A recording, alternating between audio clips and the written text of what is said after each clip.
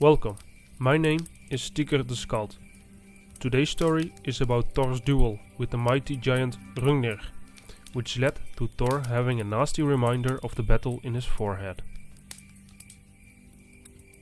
One day, Hrungnir, the mightiest of all the giants, met Odin in Jotunheim, the homeland of the giants.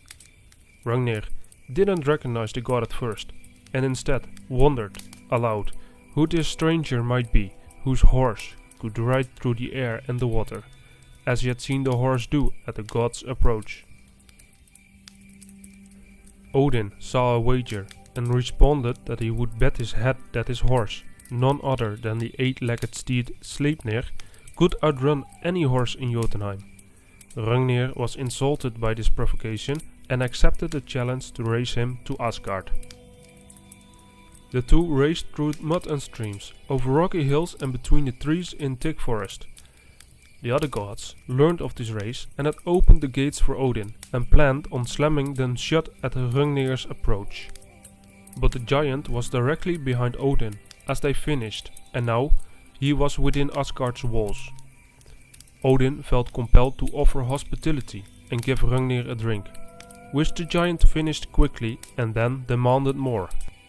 Hrungnir became drunk and loud, threatening the Asgardians with destruction and yelling that he would take the most beautiful goddesses Freya and Sif as a prize back to Jotunheim. Freya alone was stout of heart enough to continue following his horn. Next he bellowed that he would drink every last drop of the god's ale. The gods already despised Hrungnir for abducting Thor's and Sif's daughter Trud at some point in the past, and soon grew tired of his anger and sent for Thor, who had been elsewhere fighting other giants. When Thor arrived and discovered the drunk giant, he lifted his hammer and prepared to slay Hrungnir there on the spot. The bellicose giant accused Thor of cowardice for intending to kill someone who was himself unarmed. "Your name would be held in far higher honor," the giant declared, "if you will accept my challenge to a duel." Never one to lose an opportunity to gain renown and prove his abilities, Thor accepted.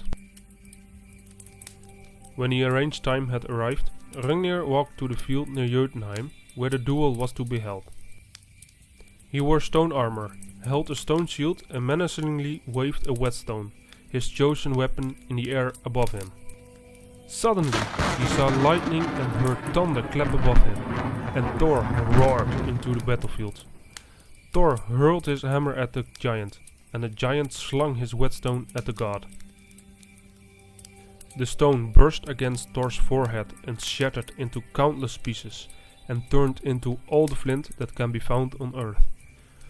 Thor's hammer, in its turn, also struck Hrungnir's head, but this time it was the giant's head that was shattered. The giant's corpse fell onto Thor, knocking him unconscious and pinning his neck under one gigantic leg, which suffocated him.